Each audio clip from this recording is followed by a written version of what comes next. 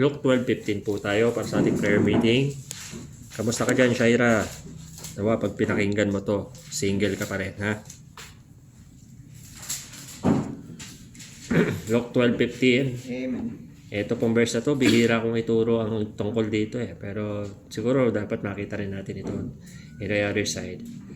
Luke chapter 12 verse 15. And the Bible says, "And he said unto them, Take heed and beware of covetousness, for a man's life consisteth not in the abundance of the things which he possesseth." Tayo po ay manalangin. Lord, salamat po sa gabing ito. I pray, O God, na tulungan niyo po ako sa aking pag-share ng inyong salita. Tulungan niyo po ang bawat isa that we understand, Panginoon, yung aming pag-aaralan.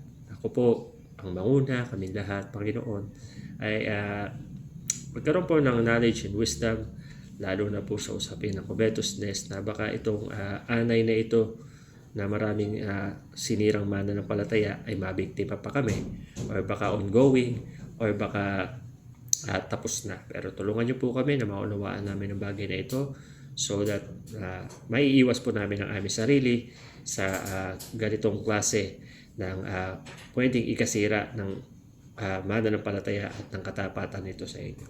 Tulungan niyo po kami, kayo po ang magturo sa amin, i-guide niyo po ang bawat isa. Ito po yung aming dalangin, in Jesus' name, Amen. Okay. So, pag-uusapan natin ngayong gabi is about covetousness. Okay? Pag yung covetousness, yan yung tinatawag natin mapaghangat. Well, sa mundo natin kasi that especially we are surrounded by technology, a lot of influence na meron po sa tao ngayon are taught by social media and internet. Amen. Diba? Bakit nagiging masasayawin ng mga kabataan ngayon? Because of TikTok. Bakit naging maramdami ng mga nanay ngayon? It is because of what they read on social media. Bakit ang mga tao ngayon is ang daming gusto? Alam niyo na pag-aralan ko yung Apple, yung company ng Apple, yung gumagawa ng mga iPhone. Maging yung ibang cellphone companies, inuuto nila tayong harap-harapan. At tayo naman, mga tanga, nagpapauto naman. Parang si Pastor Aaron nung nauto ni Nanay Linda. Parang gano'n. Imagine, nung unang lumabas yung iPhone, it was iPhone 1, iPhone 2, iPhone 3. Pero iPhone 3 na ang nabutan ko dyan. Kagamit din naman ako noon. Pero hindi brand new. And then we have iPhone 4, iPhone 5, iPhone 13 na ngayon. Nung nagpipreach po ako na iPhone 5 pa lang ang uso, sabi ko, balang araw may kaka-iPhone 11. 13 na nga ngayon. Pero ito kasing Apple, kaya galit na galit po ako dito. At hindi na ako nag-a-Apple kasi napakadaya nila. It is because paglipas ng 1-2 taon, yung operating system ng cellphone mo, hindi na nila isusupport yan. Kaya hindi mo na magagamit. Kumbaga, expired na yung OS mo, hindi ka na makaka-download ng mga apps na latest. So parang ano pang silbi ng cellphone mo? Nag-e-expire ang paggamit mo ng cellphone. Kahit gaano katibay ang Apple iPhone mo, pag lumipas na yung expiration yan, yung support ng operating system yan, wala nang kwenta yan. That is why the iPhone 4S na dating naglalaro sa 20,000, 1.5 na lang ngayon. 1,000 pa nga 1,000 pa nga. Meron ako noon, kung nga po ito mga dating meron, yung iPad ko din, iPad 1. Binili ko yun ng 8,000 second hand sa ex ng aking brother. Ayun, isa yun sa mga hindi na sinuport ng Apple. Wala na siyang gamit sa akin. Notepad na lang. Ayun, binigay ko lang sa pamangkin ko.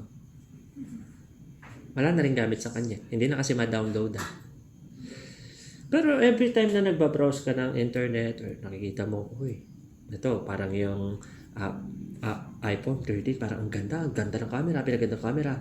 But time will come na yung 53,000 na iPhone 12 na yan ay magiging available for 1,000 pesos. Pero hinahangad ng tao yun and they buy it for that amount. It is because covetousness. People are not meant to be contented. That is why godliness with contentment is a great gain. Dahil po tayo, mga tao, because of the influence surrounding us, nagiging covetous po tayo. Mahahanay mo ba ang sarili mo ngayong gabi na ito na covetous ka?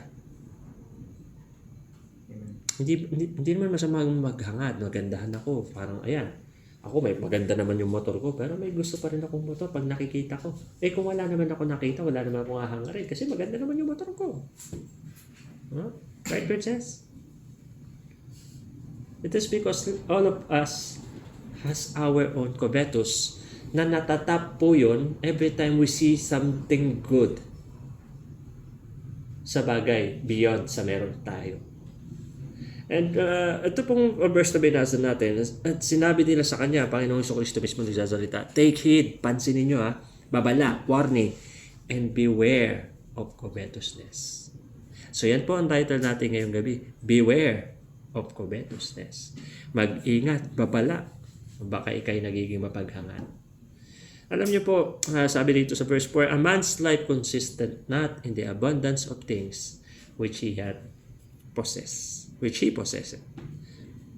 Sapagkat ang buhay ng tao ay hindi puro tungkol doon sa dami ng mga bagay na mayroon siya. Hindi naman tayo materyosong tao sa church na to. Tingin ko, hindi rin naman. It's just because kung materyoso tayong lahat, wala tayong dito lahat. Bakit? Hindi ka naman kikita dito Papasok ka na lang sa trabaho ng Sunday, kikita ka pa, di ba? Kaya lang, mabuti na rin na mag-ingat po tayo kasi may mga, kahit naman hindi mo tinatry gawing iyo, pero sa isip ko, nagsisimula ang covetousness. Pwede kang maging covetous pag may nakita kang sa iba. Pwede kang maging covetous pag mayroon kang hinangad. At ang isa pa, ang covetousness, gumagana rin yun sa mga tao or sa ibang tao. Ano ba? May jowa ka na, may kachat ka bang iba?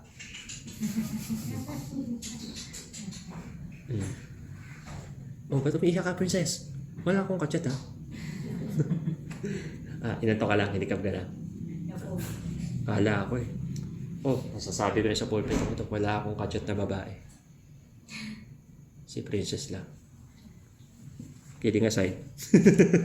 So may kidding aside.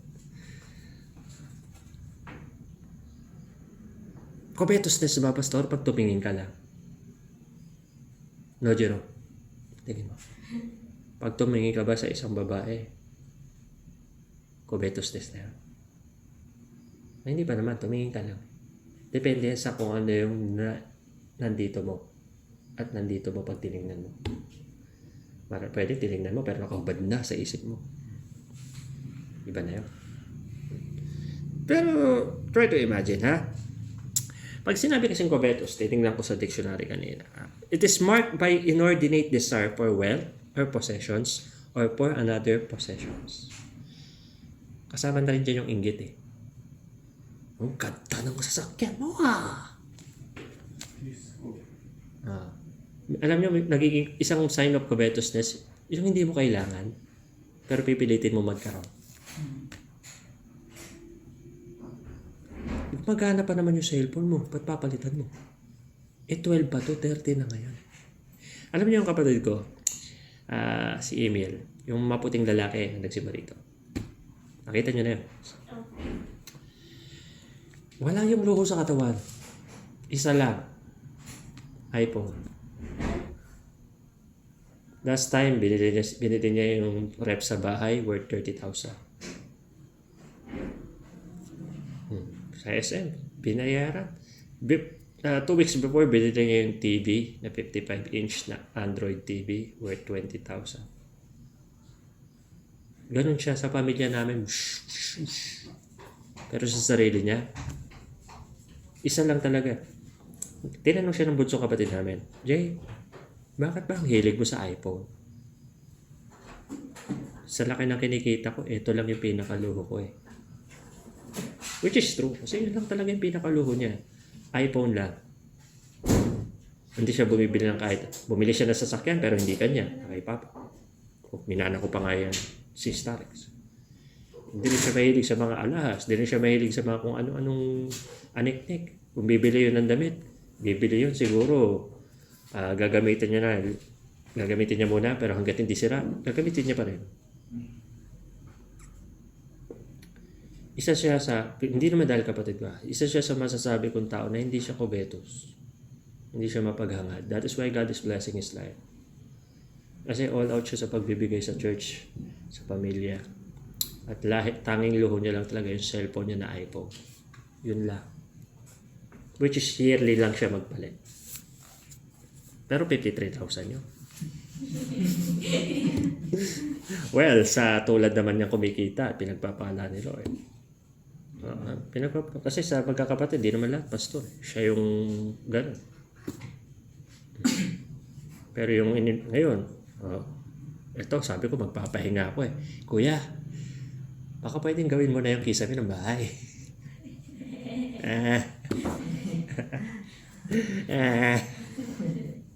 Pero hindi naman trabaho yun. Yun nga lang ang pagod ko, natiway lang ako. Siyempre, bahay namin. Pero tingnan niyo po ito. Every time we think of something that we want so bad, and we want to get it, but we don't need it, it is considered covetousness. Why? Di ba, Pastor, may mga wants naman tayo na binibless tayo ni Lord? Oo, pero depende yan sa motibo mo. Kaya mo kung gustong magpalit ng motor, kasi may motor siyang maganda.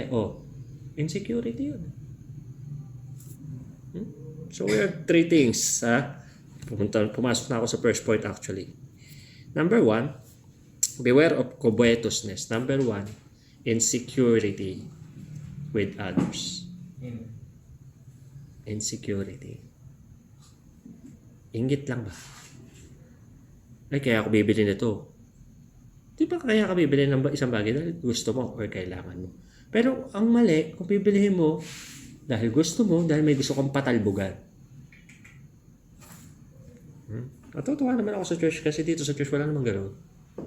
Hindi ko naman makita yung gano'ng spirito ng patalbugan dito. Pero sana yung spirito umiiral doon sa outing, patalbugan ng dala. Yun.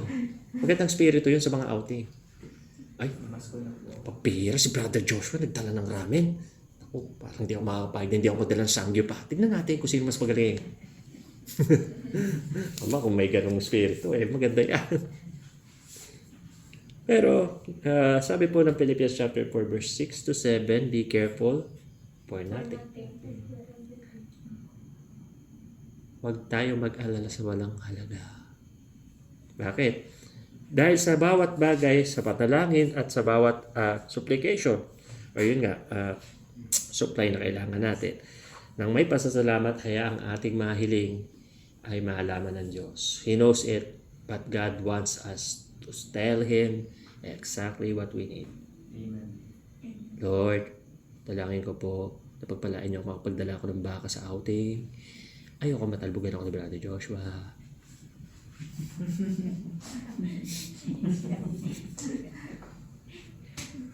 Ano naman isip yan? Maganda naman sana kung ayaw kong patalbugan. Gusto kong mabusog ko rin yung mga miyembro. Gandang isip niya. Pero gusto ko lang patalbugan, pasiklaban, pabida. Kung gusto mo maging bida sa outing, tumalong ka pagdating natin. Tsak yun, bida ka. Wala pang tubig. Pulang-pula ka pa after.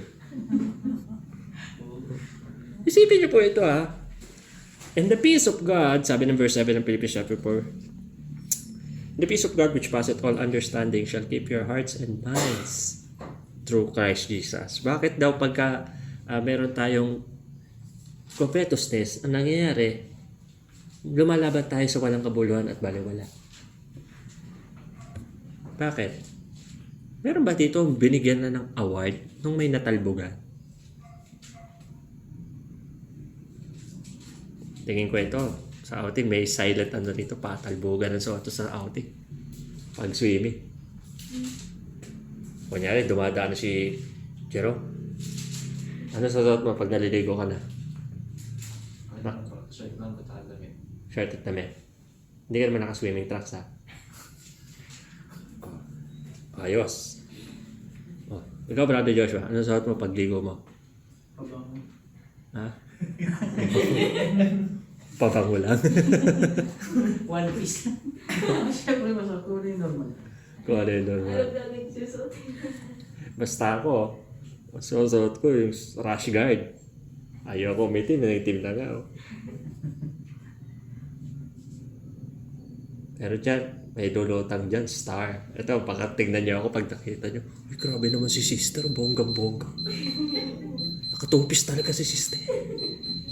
O, diba, nung nag-model si Maria pa nung linggo, lahat sila napapawaw eh. Si Albert ang hindi napapawaw eh.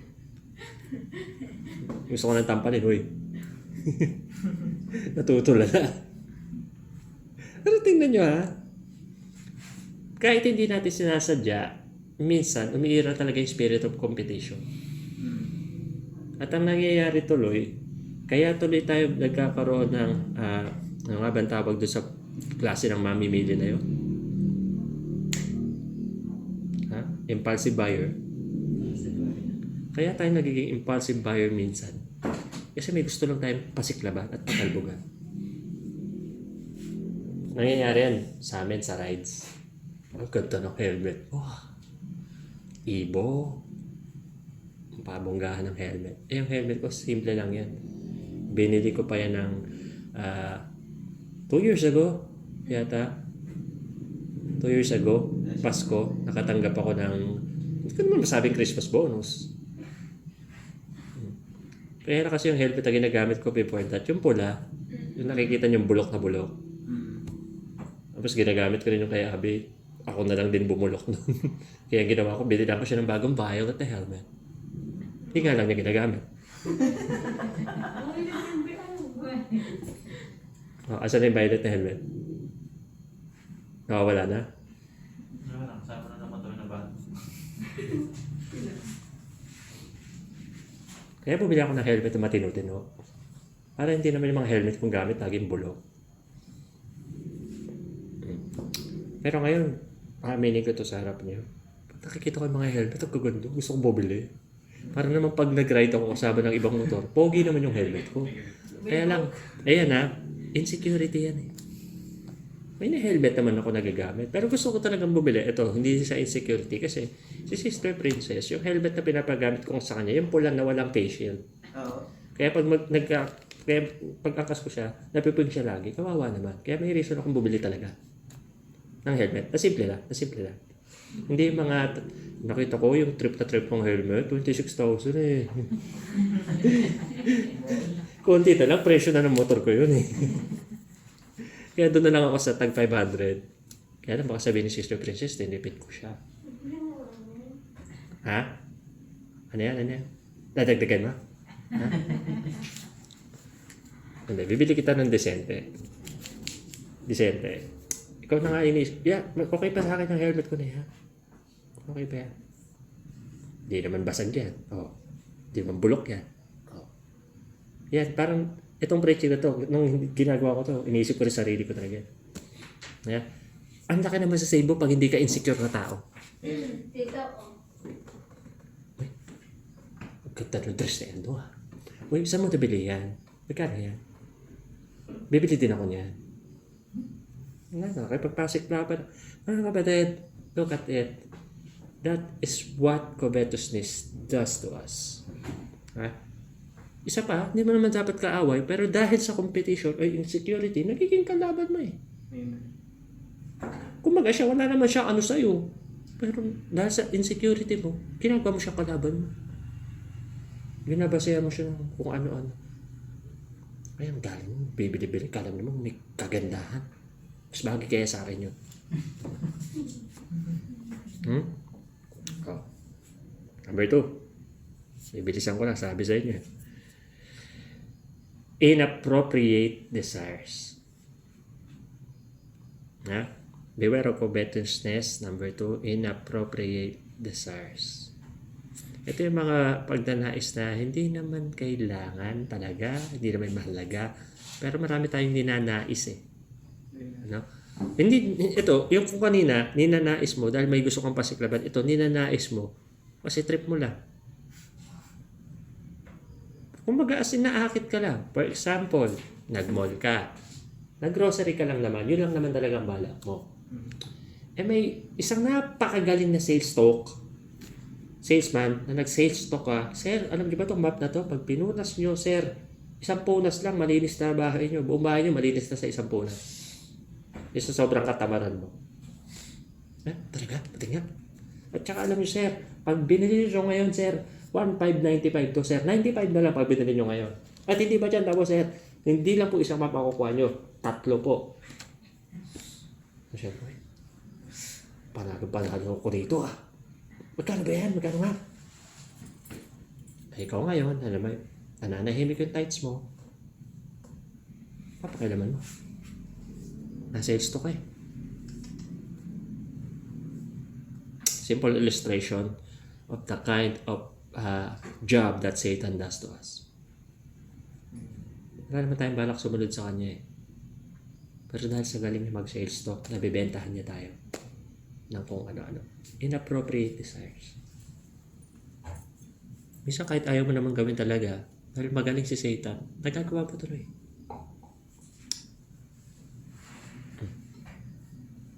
Tignan nyo ginawa sa atin ng mga, ito alam mo yan, ni Casiado, ni Aeon, ni Home Credit. Tignan mo ang ginawa niya sa mga tao, nilubog niya sa utang. Maging yung mga pahulugang motor, nilubog niya sa utang ang marami. Kaya ako, by March, graduate na ako sa motor ko. Amen. Amen. Yes. Pwede na magpalit. Yari ako doon. Hindi ako magpapalit. Ayoko na ng bayarin monthly. Gusto ko naman financial freedom. Na hindi nangyayari, it is because utang tayo ng utang. Amen. Minsan ipapangutang mo kahit di naman importante. Inappropriate is, anak, debo mo na. Ma, dito lang tayo sa bahay. Siyempre, ay hindi pwede anak. 18 ka na. Minsan ka lang mag-18. Ipapasara natin ang buong subdivision. Pagyayabang lang, di ba? Pagyayabang. Inappropriate. Sa ating mga Kristiyano, hindi naman natin kasiyahan yung magpasara na subdivision. Ang kasiyahan natin yung magpakain sa church. Kaya wala naman sa atin sana to. Pero mag-ingat tayo. Kasi baka tumating yung time. Halimbawa, pina-asenso na yung church natin. Ito nakikita ko to sa mother church natin. Noon, ganito kami. Yung kung paano tayo kasi, ganito kami. Pero ngayon mayayaman na. Parang pabonggahan na. Parang paingrandihan. Ayaw ko mangyari yun dito. Gusto ko pag ako'y nagkapamilya, kaanak, yung mga anak ko, abot na abot nyo. Makakausap nyo, kapantay nyo.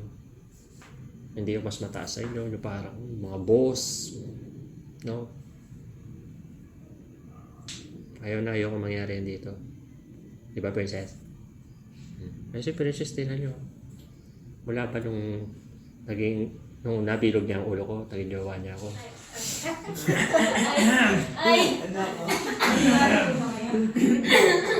Hindi kasi. Mula ba doon, napil nyo na nag-iba siya? Na naging boss siya dito? Lagi ko kasama yun, siya pa nagluluto ng food natin. Nung wala pa kami, ako lang. May nagpabalasakit ng minsan. Napil nyo ba na boss na siya dito? Inaasar-asar pa nga yan dito Lalo na ni Kenneth. Best friend. Bakit? Sinasabi ko kasi sa kanya. Yun ang gusto ko. Walang magbabago. Siya din naman lalo na. Mas nga siya. Ayaw niya yung magbago yung tingin niya sa kanya. Na parang higher na siya. Hindi. Ayaw kasi namin nun. Gusto namin ganito pa rin. Abot na abot nyo kami. Hindi kami mataas kaysa sa inyo. May authority lang ako bilang pastor nyo, pero hindi ako boss dito. Gusto ko kung susundin nyo ako dahil mahal nyo ako. Hindi dahil takot kayo sa akin.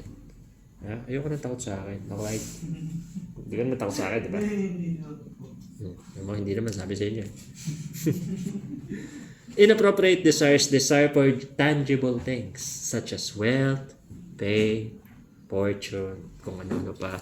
Ito pa, gluttony. Minsan busog ka na eh. Kaya ang sarap ng commercial. Napanood mo. O kaya nanahimik ka, nag-epic ka lang. Busog ka naman. Kaya nang nakita mo yung burger, tumutulo yung cheese sa gilid. Order na po kayo, ma'am. Buy one, take one po. Garantisadong hindi tinapay lahat. Ikaw na nagtitipid, hindi ka tuloy makapagtipid. Eh paano? Nilalapit mo ang sarili mo sa pagkain. Eh ang nangyayari, yung ititipid mo sana, kinain mo na lang. Hindi ka naman makakain ng pera, pastor eh. Ikain ko na lang. Wala naman problema. Pero kung grabe na yung katakawan mo, kami merienda mo pala, umu-order ka na ng pagkain na naman. Bumabangon ko sa gabi para magluto ng pansit canton. Kahit kakadiner nyo lang. Grabe naman yung luto ni na yan. Nagmamalarobo, gano'n. Dila pati. Ay nako. Yung si Robo larawan ng walang kabusog ang aso. Pag may tira ditong kanin, walang problema eh. Pag inuwi ko, andyan si Robo, aalalay sa inyo.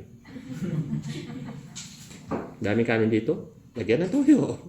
Robo. Ay, kumakain siya ng may toyo. Kumakain naman siya nun eh. Pero hindi ko naman dinadalasan. Nagpa-birthday si Sister Ruth nung linggo doon sa church sa Bulihan. Ang daming adobong natira. Ganito kataas pa sa kaldero. Tapos ganyan kalapad na kaldero. 3 araw nilang inulam eh. Salamat sa tira nating kanin. Kaya lang, hindi ka naman aso para maging glutinous. Kaya sa outing ha, baka mamaya tulog tayo lahat, may sumisim kayo doon sa rep. Pagkising natin, asa na yung Graham dito? Matutulog ako pero iiwan ko yung isang eyeball ko sa rep. Para safety tayo. Mahirap na eh. Mahirap yan eh. Minsan kasi, ito nangyari din sa, minsan, busog ka naman, pero may tumigil. Ha? Yung bibig mo, basta mahawakan mo, basta may pagkain sa harap mo. Ako, patay tayo dyan. Inappropriate desire yan. O sabi na Psalms 140 verse 8, grant not, O Lord, the desires of the wicked, further not his wicked device, lest they exalt themselves. Panginoon, wag mong ibigay yung mga ninanais ng masasama. Psalms 140 verse 8 yan. Ha? Imagine, tinitignan natin yung mga bagay, tapos ninanais natin. Diyan ka nagiging kobetos eh. Anong tinuturo sa atin ng pangongolekta? Basta ba mangongolekta? Sino ba rito ang nangongolekta? Kahit ano. Baril. Barel? Baril. Ha? Laman. Baril. Maria. Anong? Pastor. Paso. Benchingo. Stamp. Ano, ikaw anong collection mo? Benchingo. Ben. Babae daw. Ako nag... Wala na nga eh. Wala lang ako. Ako wala ako sinasabi. Hindi ko na nga sinasabing babaero ka eh. Sabi. Sabi ni Jugend. Ako may collection ako. Sinimulan ko dito lang. Pero hindi collection na akin yun eh. Collection ng church. Sa offering, kinokolekta ko yung mga barya sa barya-barya. Pinag-iwalay ko, may isang drawer yan eh. Oh. Tag-5, tag-piso, tag-bagod 5, tag-10, tag-20 barya. Yung 20 barya lang yung akin doon. Siguro may 10 piraso yun. Iniintay kong mabot ng 30 mil isa eh. Ay, maranam ko. Hindi ko lang alam kung legit yun, pero pag nagkatotoo yun, edi 30 mil times 10, 300,000 ito nga taginti. Kaya pag may sukli sa call, mga kapatid ko, may 20 barya. Palitan ko yan, 10. Barya to, barya 10, palit ko sa barya 20 mo. Tinanggap naman niya eh. Patas ang palitan. Parehong barya eh. Mapapalit ang palitan. Lugi naman ako kung palitan ko ng 20 buo. Eh, barya yan sa'yo. Sa akin buo. Wait. Tapos, tuwing may offering dito pag linggo, Bubuhos ko yun doon. Dati kaya na naman. Kinakausap ko pa sila. Kaya naisip ko, kabetosness ba to, Lord? Sa offering naman to, goal, kinukolekta ko lang. Nilalagay ko lang dyan. Papakita ko sa inyo pag ang bigat na. Dadalay ko rito. Guys, offering ng church din ninyo. Para pag ginanap, saan na pupunta offering natin? Basta, gastusin. Goldie. Hindi na, yung kay Goldie. Nananakaw eh. Yun, yung drawer ko na yun, may susi yun. Si Abby lang nakakaalam nun. Kasi ibabaw yun ang drawer niya eh. Ibabaw yun ang drawer niya. Kaya inaasahan kong babantayan ni Abby yun. Pero ako, ang dream collection ko talaga robot. Yung mga robot, yung mga napapanood ko ng bata ako. May isa lang ako isa lang. Kaya na pag iniisip ko, kung dadagdagan ko to, magkano na yung mga robot ng mga Sentai? 12,000, 18,000, may 70,000 pa. Kukolektahin ko to pag mayaman ako. So hindi ko to kukolektahin. May isa lang ako. Binili ko halagang 1.5. Pero the way I see it, pag kitolekta ko to, hindi ko naman madadala sa langit ito pag namatay ako. Kumbaga, pampasayo lang, parang ano lang. Pero hindi po ganun eh. Inappropriate desire na ako. Kumbaga, luho lang siya. Which would not help you in any way. Mabibigyan ka lang ng saya. Pero yun nga, hanggang doon lang yun. Iiwan mo pa rin sila pag namatay ka. Okay? Kaya ito sa mga nangongolekta sa TV, mamamangha kayo sa grabe ng effort nila. Nag-a-abroad, nagpapadala sa, bumibili sa eBay. Sa eBay, gito lahat ang paninda ron. Just to collect that things. May nangongolekta ng, ang huli ko na panood, yung Coke and cans na kung ano-anong design. But all of them, inappropriate desires. Hindi siya need, wants siya. Hindi naman masama may wants minsan, pero ibus mo yung buong buhay mo sa wants mo, inappropriate. That's another form of covetousness. And thirdly, ito pa, insane satisfaction. Ito na, pinaka-highest level to, insane. Nababaliw ka na. Ito, matatawag sa'yo, nababaliw ka na. Ano yung insane satisfaction? It happens, mga kapatid, usually when people think na ang magpapasaya sa kanila ay yung mga bagay ng lupa. Well, our text and sa last part, ang sabi po nung teksto natin, for a man's life is consisted not in the abundance of things which he possesses. Minsan, wala kang pera. Pag may pera ka naman, one day millionaire ka. Minsan naman, yung napakaraming pera, ang hirap-hirap naman sa ibang bagay. See, in any way, money can't bring satisfaction to anybody. Hindi po. Kahit saan nyo tingnan, ang pera, walang satisfaction. Ba't si Manny Pacquiao, ang dami ng pera nun, di ba? Ba't hindi siya masatisfied na lang na manahimik sa bahay at sa buhay? Tumakbo pa siya presidente. Ano pa yung dinedesire niya na hindi niya makita doon sa pera? So, ibig sabihin, ang pera, wala. Marami na siyang pera, di ba? Pwede na siyang hindi magtrabaho buong buhay niya, di ba? Pero ba't hindi siya na-satisfied? Kasi yung insane satisfaction, yung hinahanap niya, well, hindi na naman niya mahanap sa pagiging presidente yun. Though, may part sa akin na gusto ko maging presidente si Manny. Kasi, hindi ko sinasabi siya boboto ko. Kasi siya, kahit paano, may background ng salita ng news. Unlike Lenny, na may background ni Goku. Namimigay ng lugaw ang bruha. Isang sachet na bigas, may toyo sa ibabaw, ay pati sa ibabaw. Tapos may isang bawang sa loob. What the hell? Yun na lang nasabi ko, ano naman to? Taon to? Wala man lang luyang nilag. Anong tingin siya Pilipino?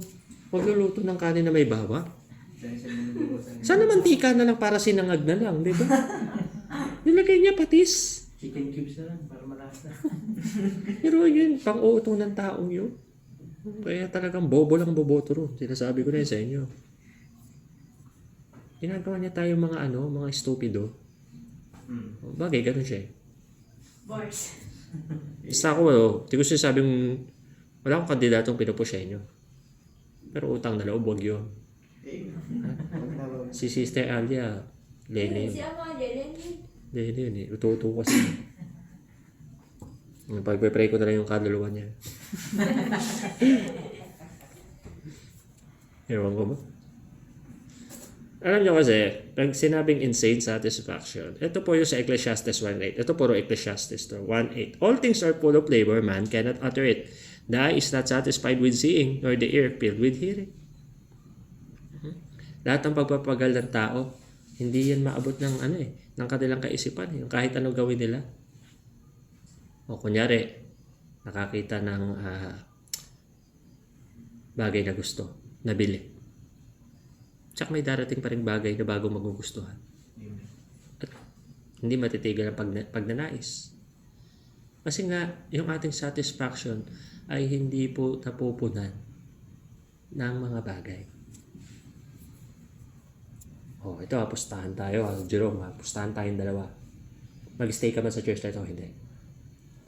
Pag may pera ka na, papalitan mo yung motor mo. Pustahan tayo. Siyempre may pera ka. Ang ganda ng PCX O kaya sabihin ni Yuki sa'yo, ayoko na pala ng PCX, Jerome, sa'yo na lang to, akin na lang uli yung motor ko. Papayag ka? Ha? Pwede na.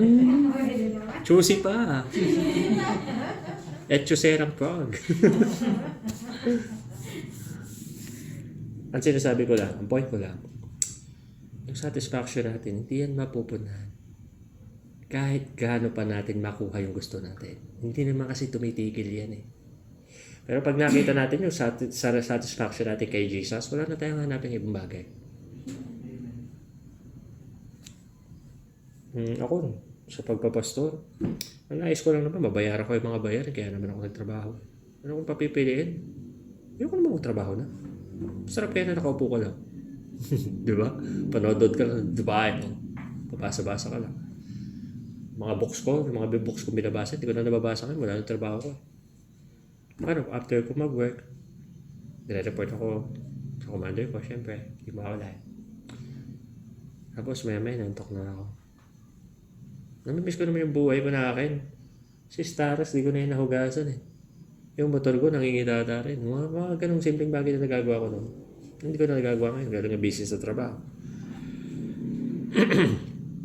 Pero nakita ko, kahit ano palang kitain ko pa rin, hindi rin ako pa satisfied. Ganon din po talaga sa atin sa bawat isa. Our satisfaction cannot be found in anything else rather than Jesus Christ. Amen. If you are satisfied with Jesus, then nothing would satisfy you more than Him. May kantahin sila lovely nun, satisfied with Jesus. Diba? Yan yata yun. O kaso siya, hindi siya satisfied.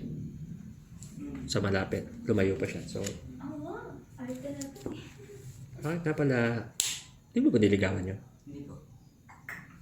Sila pa ni Rian nun. Oo nga pala. Wala akong basta. Oo nga pala. Chapter 5 verse 10 ng Ecclesiastes naman, He that loveth silver shall not be satisfied with silver, nor he that loveth abundance with increase. This is also vanity. Amen. Ecclesiastes 5:10 yun. Kahit ano daw, alahas. Kaya ba, Sister Ana, mahilig kayo sa alahas? Mukha nga. Pansin ko nga. Wala na. Dapat Alaman lang po. halaman lang po. Which is much better. Kasi pwede ka namang kumita dyan sa alap. Well, kasi naman ang alahas, dekorasyon lang yan eh. May mga at mayayaman ka, nagsusuot lang yan. Hindi naman dahil gusto nila, kundi dahil para silang bongga. Sana makatapat nila yung mga hold-up eh. Chapter 6 verse 7 naman tayo. All the labor of a man for his mouth, and yet the appetite is not filled. Kita nyo na po yung mga talata na yan. Kahit anong trabaho mo, hindi ka pa rin mabubusog. Hindi kasi kaya magbigay ng satisfaction ng mundong ito at ng mga bagay. Amen. At pag kay Lord ka satisfied, hindi mo ma-appreciate yung mga bagay. Lord, ano bang nanaisin ko? Ikaw ang lahat. Ikaw ang lahat-lahat. Eh, di ako natutuwa sa mga kung ano-ano. Sa'yo lang ako natutuwa. Kaya yung mga taong ganito, sila yung matatawag mong content sa buhay. Mahirap, pero masaya. Maliit, pero malaki ang puso. Hindi sila pabonggahan eh. Pero pagkasama nila yung isa't isa, masaya talaga sila. Sa church na ito, I always pray na manatili lang yung gano'n. Pagpalain na tayo ng Panginoon at lumaki. Or baka ayaw ni Lord na lumaki tayo. Pero imagine nyo sa nangyayari kayo sa church. Bagamat may maliit na negative lang naman doon sa pagliligpit at disiplina. Pero parami tayo eh.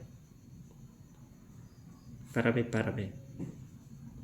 Dumagdag man itong sila Jerome. Pero kahit umalis sila, may babalik at may ipapadala ang Diyos. Pero Rom, di ko sinasabi umalis ka.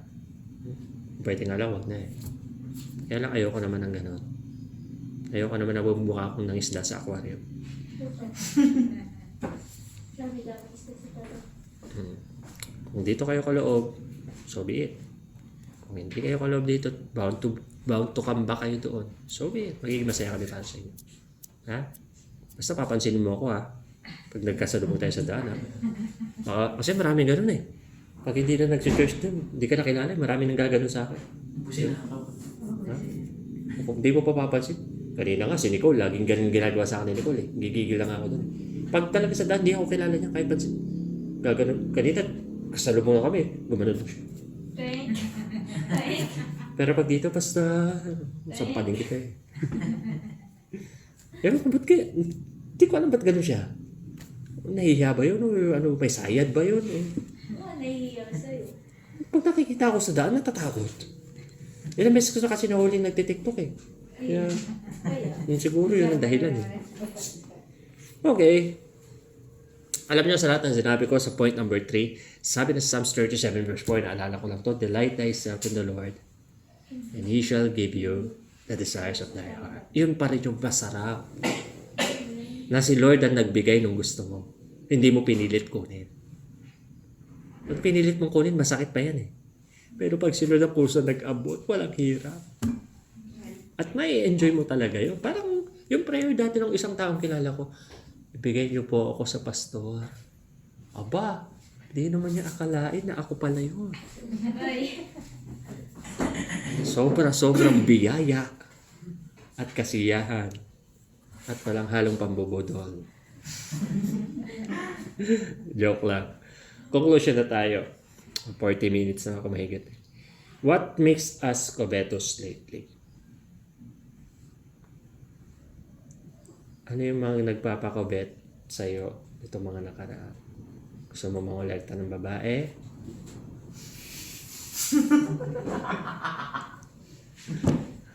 Or baka nag-change of heart ka na, hindi na babae ka na kolekta mo.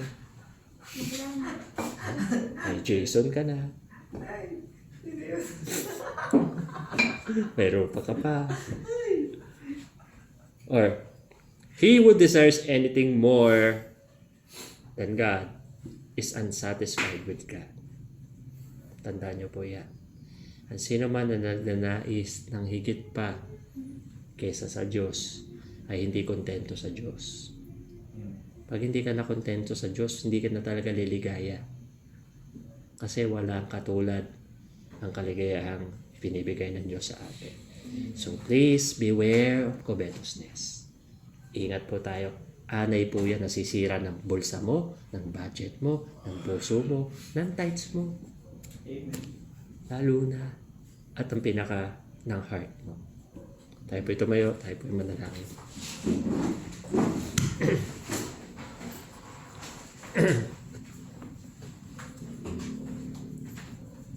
Let's pray.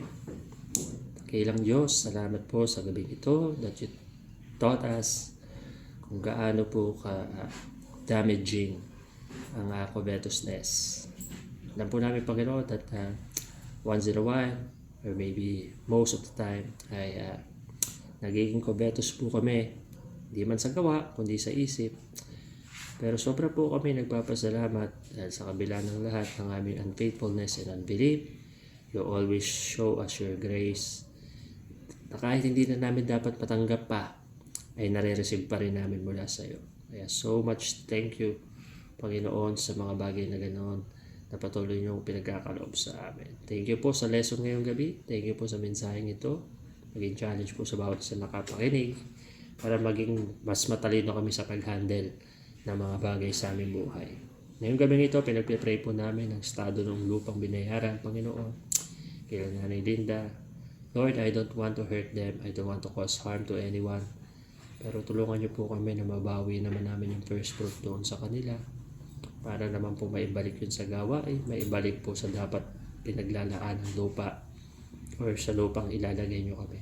Lord, alam po namin that you have better plans kaysa sa mga iniisip namin. So please, by this time, huwag na po ako magkamali uli. Mahanap po yung taong talaga mapagkakatiwalaan at talagang kalooban mong mabili namin lupa, ay ilidyo po ako doon. Tulungan niyo rin po ngayong gabi sila Sister Rhea sa kanyang tatay na may tubig sa baga. I-pray po namin ang inyong provision for their need, may paggamot, gumaling, and most importantly, makakilala po sa inyo ang kanyang ama. Nag-pray din po namin si Pastor Ed. Tulungan niyo po siya sa kanyang physical na kalagayan, sa nangyari po sa kanya. Continue to lead him, continue to clear his mind, continue to heal his body, and continue to bring good things, Panginoon. Lalo na po doon sa church, sa San Jose. Please guide them. Ingatan niyo po yung mga miyembrong nananatili doon. At kayo rin po ang magbigay ng wisdom sa grupo nila Sister Nini. Kayo na po ang bahala sa kanila. We leave everything to you, Panginoon, sa kanila pong estado. Tulungan niyo rin po kami, Panginoon, mga magpe-pray ngayong gabi. Bigyan niyo po ng pagdinig ang aming mga pagsamo, mga panalangin. Bigyan niyo rin po ng paglilinaw ang bawat isa sa pinapanalangin. At kayo rin po papanalangin na namin sa aming Thanksgiving by 26 and 27. We pray for your provision, for your safety, na maging God-glorifying night. At may mga kaluluwa po na talaga sumunod sa water baptism that day para maging makabuluhan po ang aming gagawin. O Diyos, tulungan niyo po. Ikaw rin po mag-ingat sa church na ito, sa mga magpipray ngayong gabi. Pinagpipray po namin yung mga hindi nakaka-attend. Magkaroon sila ng heart to pray for you, to pray to you every Wednesday. At ganoon din po, ipipray namin ang bayan namin, ang nalalapit na eleksyon na may utak at may takot sa inyo na presidente ang may upo sa Malacanang, maging ang mga ibang officials. Pero ipipray din po namin ang Israel, Panginoon, sa continuous guidance niyo po sa inyong piniling bayan. Tulungan niyo po, bawat isa, bawat Amazing Grace family, bawat churches na nangangailangan sa inyo ngayong gabi. Kaya amin dalangin, in Jesus' name. Amen.